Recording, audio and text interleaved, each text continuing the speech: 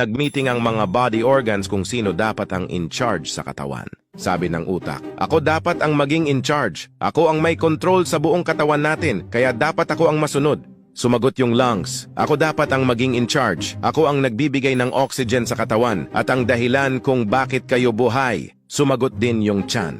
Ako dapat ang in charge. Ako ang nagtutunaw ng pagkain at nagbibigay ng lakas para mag-function kayo. Sumagot din ang binti. Ako dapat ang in charge kasi ako ang bumubuhat sa katawan para makapunta sa ibang lugar. Sumagot din yung mata. Ako dapat ang in charge kasi ako ang nagbibigay ng vision sa katawan kung saan dapat pumunta. Bigla naman nakisingit yung puwet. Ako dapat maging in charge kasi ako ang naglalabas ng basura sa katawan.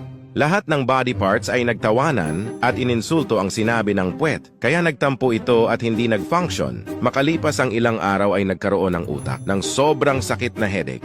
Naging bloated yung tiyan. Nagsimulang magtubig ang mga mata. Hindi makatayo ng maayos yung binti at hindi nakakahinga ng maayos yung lungs. Kaya napagdesisyonan nila na yung puwet dapat ang maging in charge. Moral of the story, kahit sobrang laki ng ambag mo sa isang grupo, may isang puwet at ugaling tae ang dapat palaging nasusunod.